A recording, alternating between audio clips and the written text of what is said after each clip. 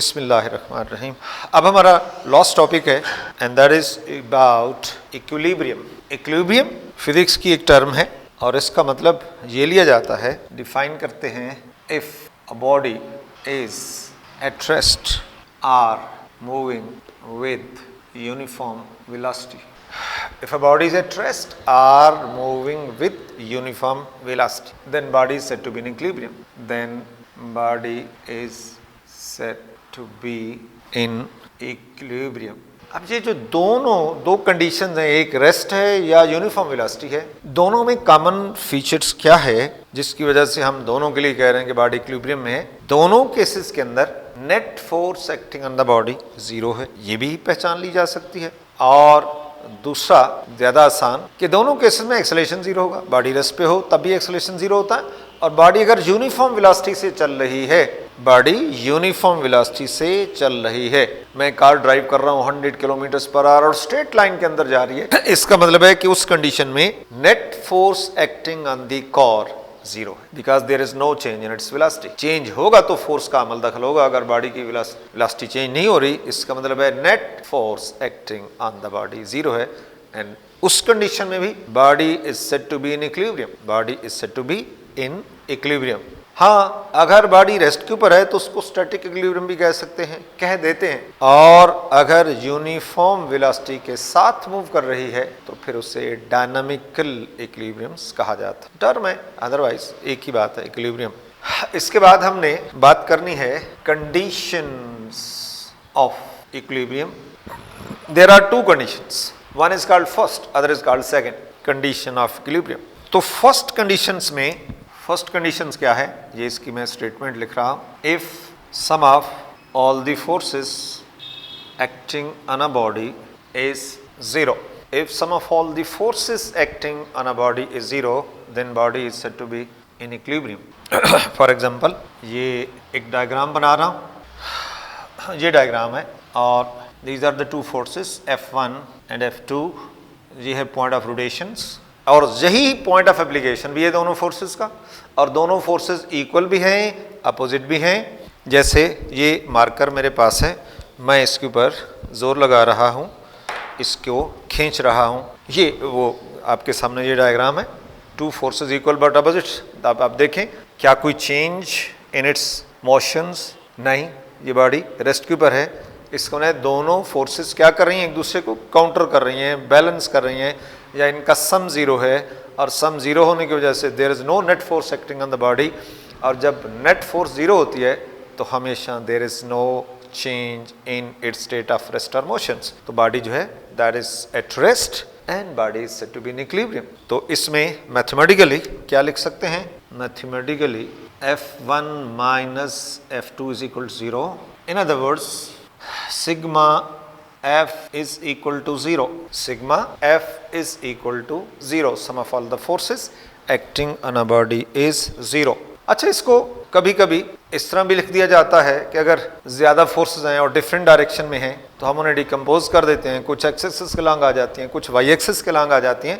तो बाज राइटर्स इस तरह भी लिख देते हैं, sum of all the forces acting long x axis 0 and sum of all the forces acting long y axis 0। ये भी लिखा जा सकता है, लिखा जा सकता है। लेकिन अगली बात जो मैं डिस्कस कर रहा हूं, whether this condition is absolute, इसका क्या मतलब होता है? और इसका मतलब ये होता है कि जब कभी फर्स्ट कंडीशन फुलफिल हो रही हो तो क्या 100% हम ऐलान कर सकते हैं कि बॉडी इक्विलिब्रियम में होगी? ऐसा नहीं है। ये मैं दूसरी डायग्राम बना के आपको क्लियर करता हूं कि ऐसा नहीं होता, बल्कि बाजुकात क्या है कि फर्स्ट कंडीशन फुलफिल हो रही है लेकिन इसके बावजूद बॉडी इक्विलिब्रियम में नहीं है। ये मैं आपके सामने यही बॉडी और यही दो फोर्सेस जो हैं, ये इन्हें बना रहा हूं, और देखें कि इसमें क्या डिफरेंस आ जाएगा।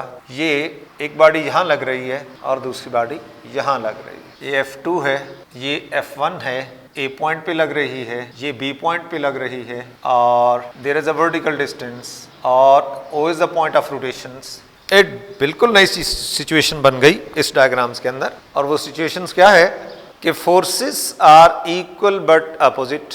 जब भी आप सम करेंगे जीरो आ जाएगा।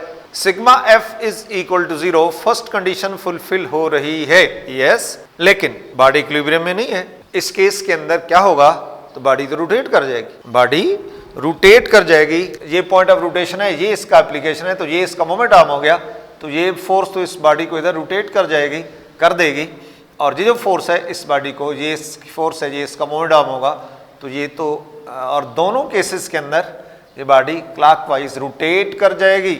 और जो बॉडी रोटेट कर रही होती है, कोई body just like fan that possesses acceleration, और कोई हो ना हो सेंट्रीपिटल एक्सेलरेशन तो आपने 9th में पढ़ा है, अभी हम फर्स्ट ईयर में भी उसको पढ़ेंगे। तो जब भी कोई एक्सेलरेशन आ जाए, जैसा भी हो, चाहे सेंट्रीपिटल हो चाहे एंगुलर एक्सेलरेशन हो, जो भी आ जाएगा, so body is not said to be in equilibrium. तो ये एक नई बात आपके जहन में गोश्त गुजार कर दी है कि first condition is not absolute. क्या मतलब?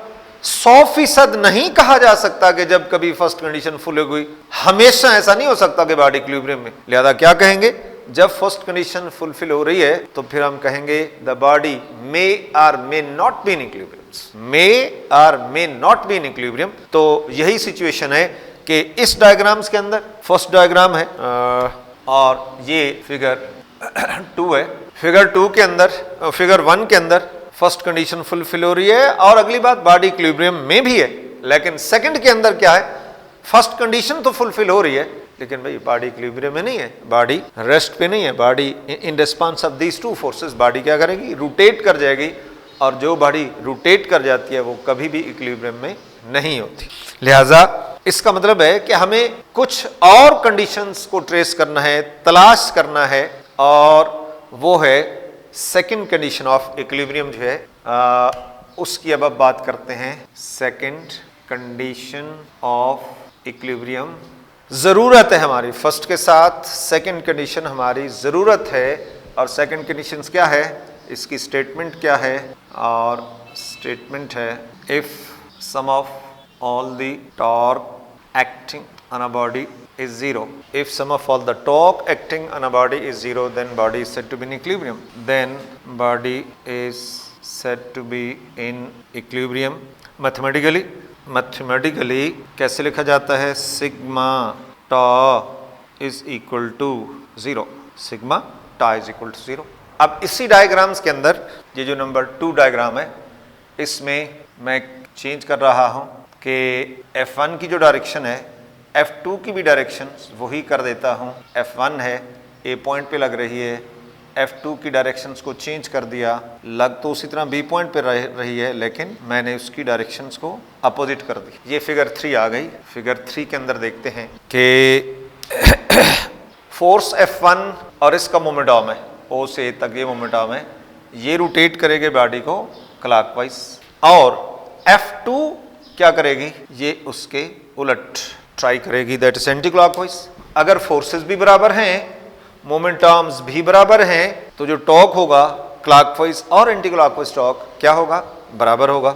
Sigma tau is equal to 0, ये कंडीशन फुलफिल हो रही है, इसी को सेकंड कंडीशंस कहते हैं।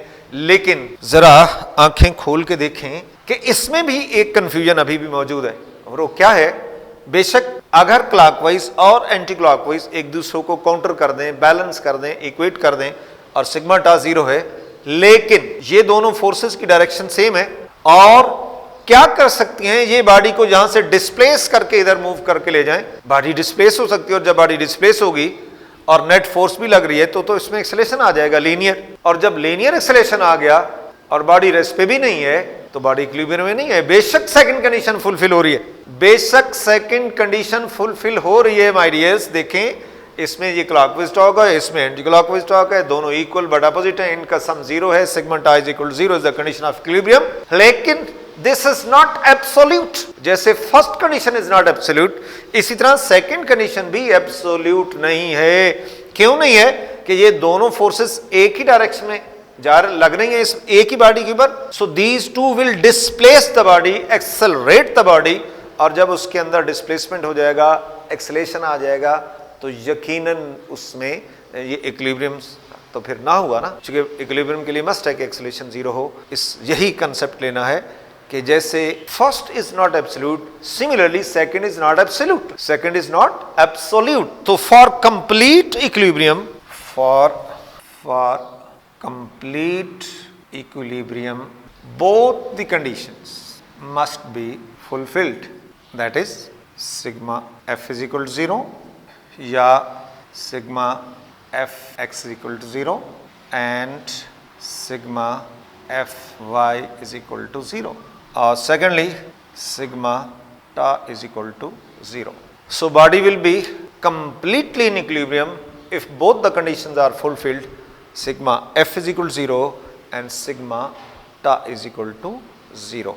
तो this is what we call equilibriums. तो इस चैप्टर्स के अंदर इसके चंद न्यूमेरिकल्स हैं, एग्जांपल्स हैं, आप उसको देखते हैं कि हम उसको जब एक्सरसाइज करेंगे तो उसमें हम इंशाल्लाह इसको फिर डिस्कस करेंगे.